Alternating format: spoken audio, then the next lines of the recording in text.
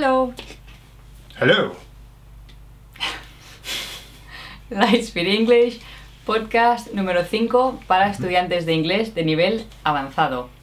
En este podcast vamos a hablar de la familia en Inglaterra.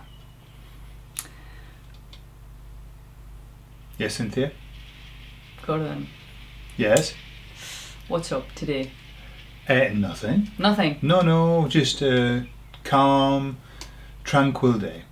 Oh, that's not like you, and your days are always full of busy and stuff. No, I've been busy all day. Now I'm calm and tranquil. Oh, okay. Yeah. Always busy. Yeah, you're always busy. Sure. What about you? Really busy as well. Yeah? Doing... Well, imagine I have to look after... Doing lots of things. Yeah. Like, for What example, have I you have done? to look after my son who's ill, True. and cook and clean Yeah. and It's very do true. the clothes and everything. This So is true. lots of things. Good. I'm Yeah. pleased that you're busy. Thank you. Yeah. So, family. Family. Okay. I want to talk about family because I've seen there's a difference between Spanish families and English families. Okay. What do you think?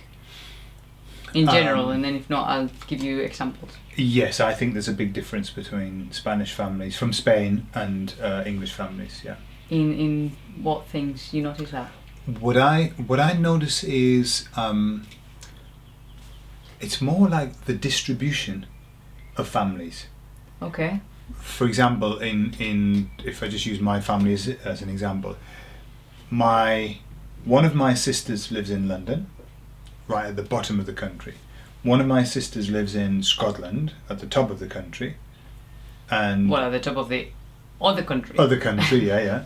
And my brother lives near the coast, an hour away or whatever.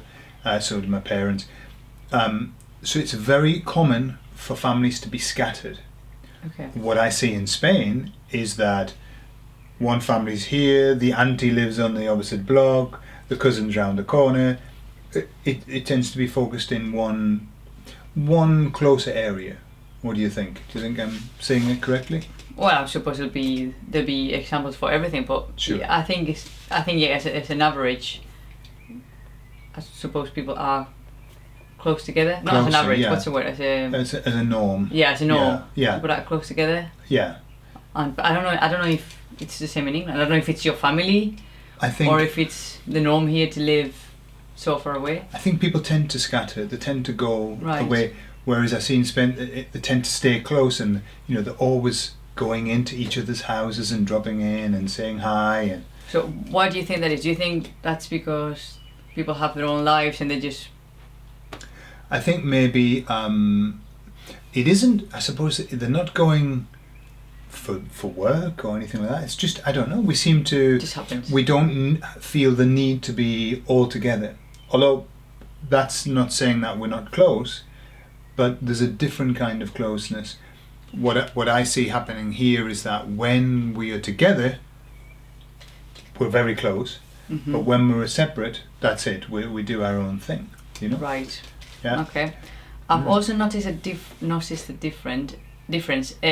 For example, it's much more common in England to see families with like a stepdad or a stepmom. Yeah. And children, from a previous marriage, and your own children with the new partner, or not children. Sure. These families. Yeah. More than in Spain. In Spain, it's not that typical yet to see a stepdad or stepmom. Yeah. It's more mom and dad and the siblings. Sure. Sure. Yeah. That has been the case in the UK. I would say probably in the last 20 or 30 years. Right. That the attitude changed to separation and divorce. Does that have to do with that religion you have with Henry VIII? No. Although Henry VIII did set Kill her or divorce her. did set a bit of an example about that woman don't want her off with the head.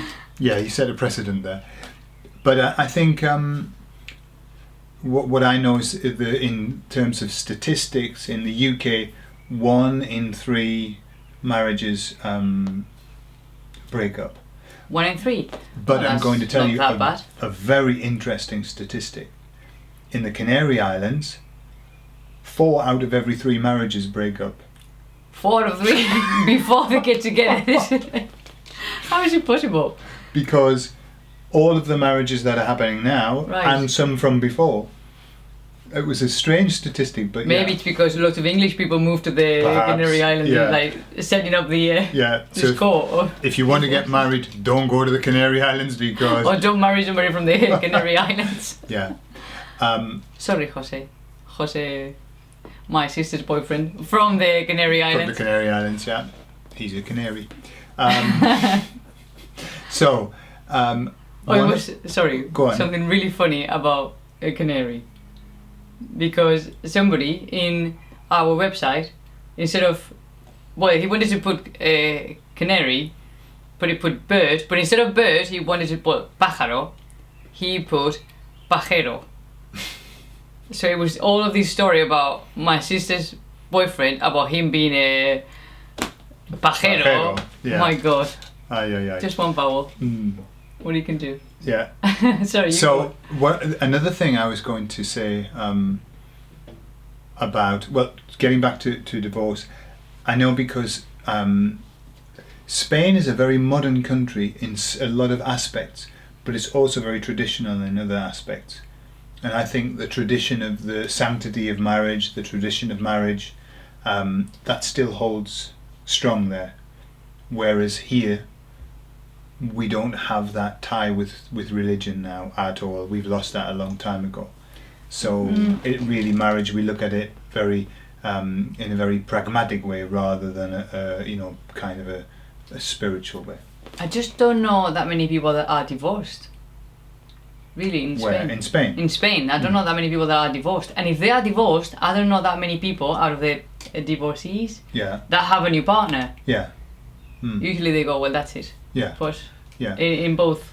But my question is, I wonder, because marriage, the divorce is kind of not seen as something very acceptable, I wonder how many people are tolerating a bad relationship. Oh, well, Yeah. of course, I don't think they are just staying together because they're happy. Everybody's happy, yeah. But I maybe. think it's just like, well, that's at least until the kids are old enough, Sure. and then maybe you divorce. Sure. But it's not that Mm. common as it is in here. There's an expression that we have in English which is, I've made my bed, so I'm going to lie in it. True. Okay, and it means I made the decision to get married, so I'm staying married through thick and thin. But it's not always a good principle suppose not. to work by. And also, quickly, about families as well. Like, if I compare Spain to England, like with children, Yeah. I think in here you use much more nannies and what do you call them? Not nannies. Babysitters. Babysitters, looking after your kids. In Spain, that I've never Yeah. seen that. What I see the difference when I look at Spain, if the parents can't look after the children, the grandparents look after the Yeah. children. But if you think about it like this, because the family is much more unified and closer in Spain, it's much easier for the grandparents to do that. The grandparents taking the children to school, picking them up from school. And But here, we we don't have that closeness in actual location, Yeah. and maybe in family as well. But I don't think parents go out that much as they do in England. Perhaps not. Because my parents, I don't remember my parents going out, Yeah. really, when we were little. And if they went out, we went out with them. Sure. So, Well, that's another important thing in Spain.